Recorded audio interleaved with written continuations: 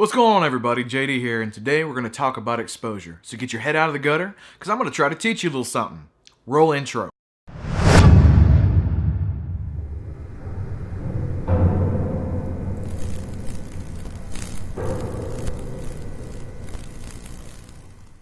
Alright, corny jokes aside, let's get started. First, I want to define what exposure actually is.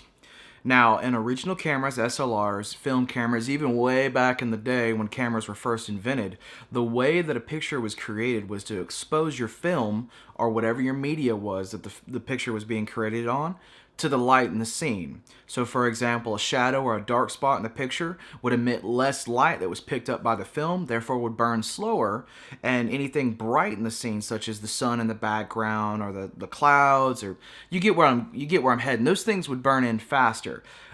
So you would expose the film to the light in the scene for the however long that you needed to expose it to, and then snap your shutter closed. So you would stop that burning process, or the creation of the image on the film, and move on to the next picture. So what does that mean for modern day technology? How does exposure work for a DSLR such as what I'm recording on today? In place of the film, we have what's called an image sensor. There's in my case, I have a crop sensor, and in the case of a very large camera, or a full frame, as it would be called, such as a 5D or a 6D, those cameras have a larger sensor. But anyway, that's what creates your image. When you expose that sensor to the light in the scene, that's how you create your image. Exposure is now defined as the measure of how bright or how dark your image is by the length of time and other various factors that we'll talk about in today's video that alter the brightness or darkness of that image. So there's three things that affect the exposure of your image when you're shooting with a DSLR. Those three things, as I mentioned in the last video, are your ISO, your aperture, and your shutter speed. So let's get started talking about those. Alright, so in talking about these three things, I'm going to first preface the fact that I'm not going to break them down as far as they can be broken down in explanation. The reason being is that I could spend a whole video talking about ISO settings and what's best and what's bad and blah blah blah. I could spend a whole episode talking about shutter speed and how to have motion blur but still capture what you're looking to capture, or how to take something that's moving really fast and freeze it in frame.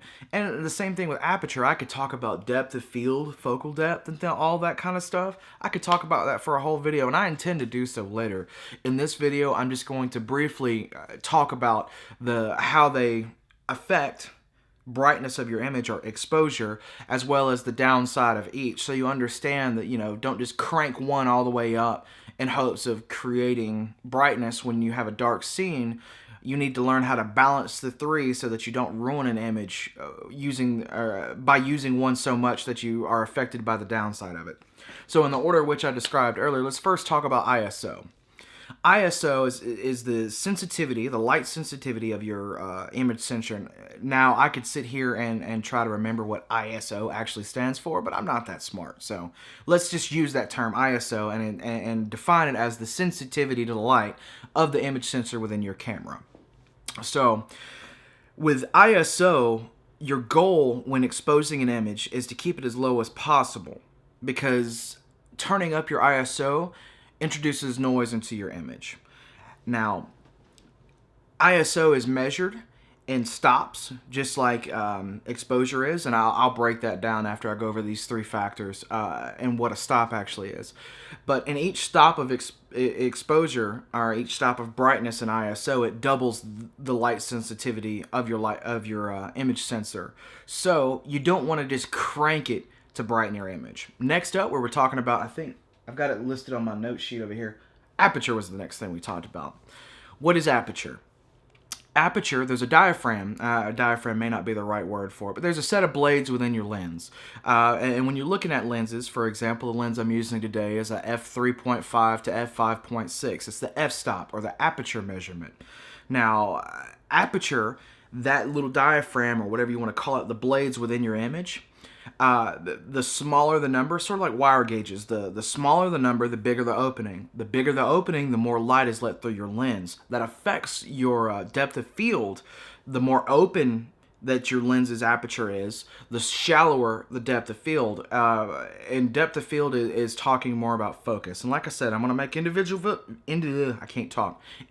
videos to break down each one of these items so there's a deeper understanding. We're just trying to quickly get through it so we can kind of understand how exposure works. Last but not least is shutter speed. Shutter speed is very simple to explain, and it's usually a fraction is how it's defined on your camera.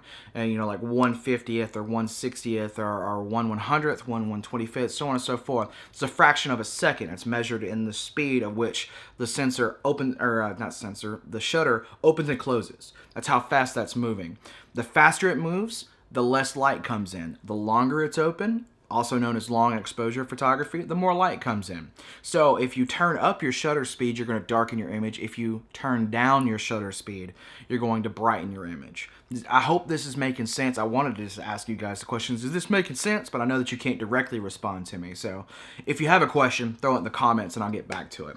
So we've addressed, and quickly as a recap, ISO is the sensitivity of your image sensor. If you turn that way up, you're going to introduce noise. It's going to get fuzzy and crackly just because you've cranked it up and it starts to distort that way. Aperture is how open or closed the diaphragm, the aperture diaphragm within your lens is. More open, shallow depth of field, so you have more stuff that's blurry. That'll affect you whether or not you're trying to get something like, for example, a big wide open aperture may have my nose in focus, but the top of my cheek may go out of focus, and as you get further back, it may get more out of focus just because your depth of field is so shallow. And then last but not least, shutter speed. If I'm moving a little bit and you shoot and you have a long shutter speed, I may blur from here to here in that movement when you're trying to capture that image. So that's the negative sides of cranking those up. In exposure, what you're really trying to do is balance those three items, the triangle of exposure, to get the best possible result. You don't want too much ISO because you don't want noise in your image, unless that's the look you're going for. You don't want too much depth of field if you're trying to catch something in focus, unless that's the look you're going for. And you don't want, and that was talking about aperture, and you don't want too much shutter speed or too little shutter speed because you may blur your subject, unless that's the look you're going for.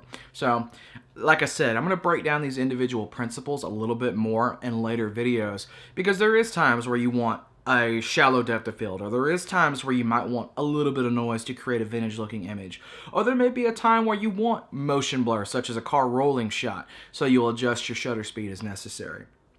Now, let's talk about how you actually measure your exposure.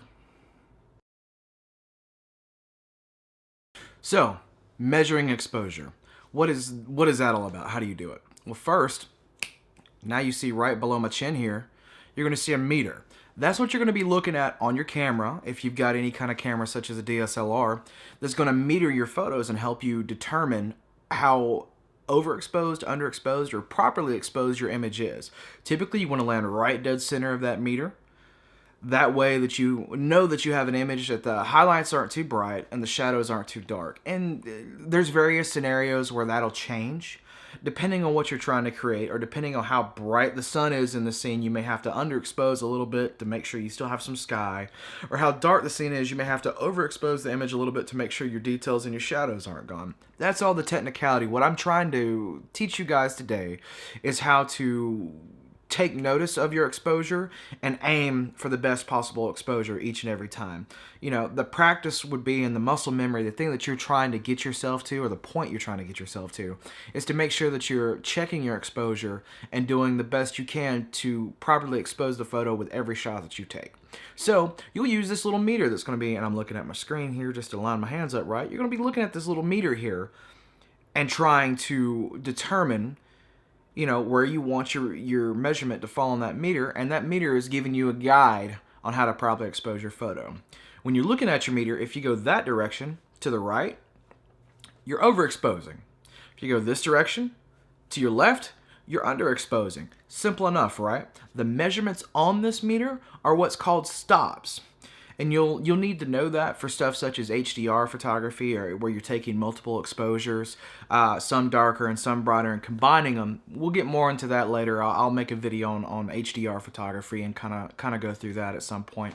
But I just want you to understand what you're looking at when you're measuring or metering your exposure. Now, most DSLR cameras or most high-end cameras, once you get into photography, you're going to have a little meter that's on the front of the camera. That's actually what's metering the image there. When you're holding the camera, and the reason I bring that up is you'll need to know where it's at so you don't cover it. Otherwise, you can't meter your photos. Outside of that, it's pretty straightforward. You always want to aim right dead in the middle. At least when you get started, as you start to learn how to adapt exposure, you'll start to move it around as needed for different styles of photography. Alright guys, last but not least, I'm going to give you guys a simple example of proper exposure, underexposure, and overexposure.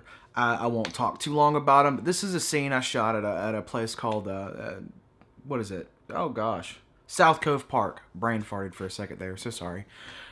This is a scene where I shot from the edge of the water out over the lake. I wanted to capture the sky. I wanted to take a picture of something pretty, kind of a landscape photo.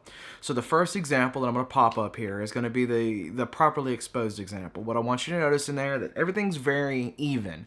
Your foreground and your background, the sky, everything's very even. It's not very, very flashy. And keep in mind, these photos are not edited. I'm just showing you what you'll see in the camera for proper exposure. This next photo, this is underexposed. This is one stop underexposed. The reason I know it's exactly one stop underexposed is because I was intentionally shooting these photos for a HDR or high dynamic range photo. So I measured my exposure from photo to photo.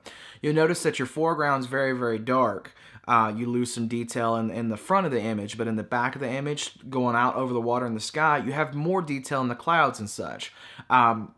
By darkening my exposure, I retained some of the brighter details and made sure that I wasn't blowing out, which is a term for overexposing clouds and bright elements. This last image, this is an overexposure. This is one stop overexposed, and what I'm doing is brightening up the foreground. The dark elements in the image, in this particular shot, I brightened it up so you'd have more detail in the beach and more detail in the trees and all the other little stuff that you're seeing in the front of this image. So you can see that there's a purpose for underexposure, overexposure, and proper exposure. And when I stacked these together, I created an image that had details and multiple elements. But anyway, the reason I'm showing you these is so you know how to identify an overexposed image versus an underexposed image and what you may possibly be looking for when you're shooting to find proper exposure. Guys, that's going to wrap it up for this video, and I hope that I didn't just rattle on and confuse you more. I hope that you were able to get something out of this video, that you now have a better understanding of exposure and how to properly expose your images.